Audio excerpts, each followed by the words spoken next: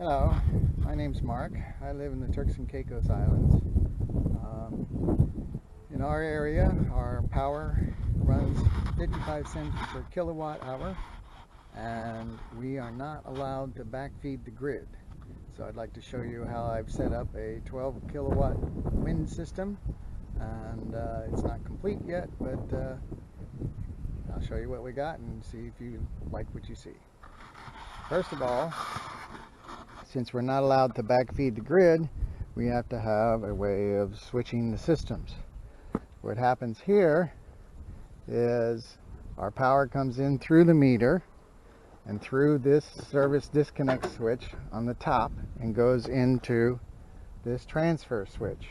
Under normal circumstances with grid power, comes out of the transfer switch through the second disconnect service, through the normal breakers, and through to the different, it's distributed to the different houses. Okay. During the wind system, power comes in, goes through the service disconnect, and then provides a dedicated power line to the inverter, because the inverter has a program called battery priority, and what it does is it uses the batteries up first, and then when the batteries get low enough, it quickly switches over and provides power by way of the main line, and it also charges the batteries at the same time. So it has a dedicated line, and when it's providing power, the power comes back up the hill, which I'll show you in a minute, through this, and is redistributed to the houses. This was all put in professionally, so it all meets code, and there's absolutely no way it can connect and backfeed the grid. It's totally separate systems. So if you look down the hill here, you'll see my wind generators on top of the house, or the hangar, and we will go down there in just a second.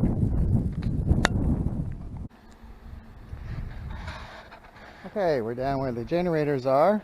I have 4 wind generators mounted up on the roof. They're mounted at that height because I have a ladder that when hurricanes start to come, I can go up and very quickly, with removing one bolt on each wind generator, take the blades off.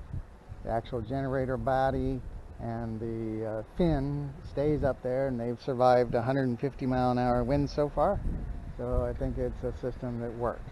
Okay, they're 1400 watt generators. They're from a company called Missouri Wind and Solar. They produce AC current, so the wires leading down the poles are actually very small, and the current is converted to DC to charge the batteries in the control box, which I will show you in just one moment. I'm very happy with those generators. It seems though my system may need to have an extra one to keep up with my demand. I'm actually providing power for 4 single bedroom apartments, my 3-bedroom house, and my small veterinary clinic, as well as my big shop, which we'll get into in just a second. Now if we go in through here, notice, yes, there is an airplane there. Yes, I did build it.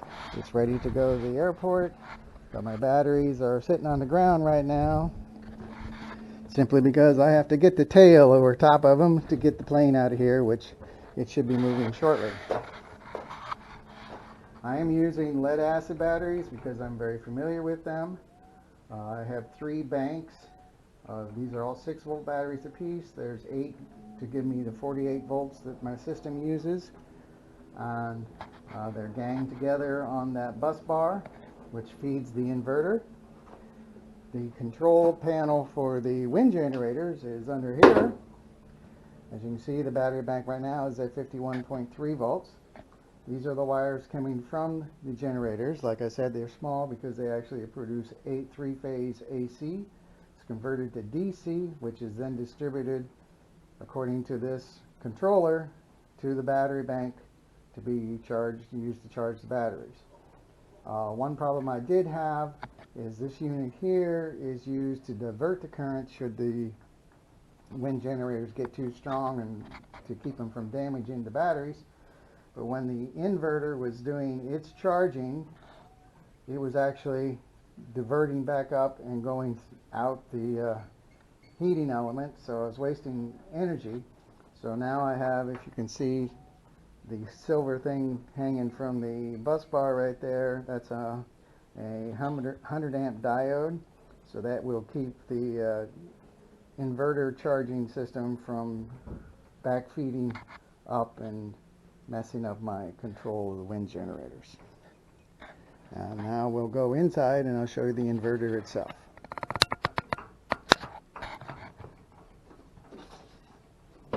Okay, we're at the corner where my Ames power inverter is. It produces pure sine wave and it's a 12 kilowatt unit. I've removed the covers off the power boxes so you can kind of see a little bit how they're wired. I have the dedicated power line, like I mentioned before, coming in and going up into the inverter. I also have its output coming into another breaker box that back feeds into this panel, which goes back up the hill and gets redistributed to the other houses. This coiled line on the wall is actually a generator plug that, should I need to provide extra power, like the system starts to go down, or during hurricanes when the storm has passed, a lot of times our grid power is down for a few days. It allows me to use my gasoline generator to provide power. But as you can see, the unit is fairly large, but it does do the job. And I also have a shut-off there for the battery power coming into it. So that's pretty much how this system is set up.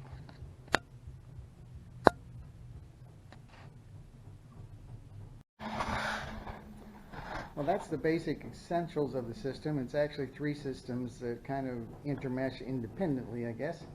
One system uses the power line and actually backfeeds, provides normal power while it's charging the batteries.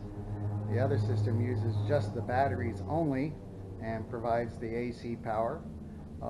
And the third system actually is the wind generators that actually build up the battery bank. So it's actually three different systems all meshed together, and together they provide 12.5 or 12 kilowatts worth of pure sine wave AC power. So right now I'm real happy with the system. It's actually a little bit small. Through usage, I've determined that I need to probably have at least one more wind generator, and my battery bank right now only lasts about 8 hours. So that also needs to be increased. But other than that, the system seems to work well. I do highly recommend the Ames products and the Missouri Wind and Solar products, and links to some of their products are in the description below. I hope you liked it, and good luck in your own system. Take care. I have had a few problems setting the system up, mostly my own fault, I'm afraid. One of the first problems I had is I only had one battery bank, which was only 220 amp hours, and the system actually drew more current than the batteries were capable of actually producing. So it would start up, run a little bit, and then shut back down. Obviously I've increased my battery load, so that doesn't happen anymore. I did have the problem with the inverter charging system actually backfeeding the wind generator controller and causing the current to be wasted, which the diode has also stopped that. The third thing, which is my mistake again, is the wire that I used to connect the battery bank to the inverter was about 5 sizes too small. It was what I had at the time, and I thought it would be adequate, but it did not provide enough current, and it would heat up, and then gradually the system would degrade and shut itself down. So those were my major mistakes, but other than that, the unit has worked well, and I hope this helps you with your system, or if you have any questions, write me in the comments below. All right, take care.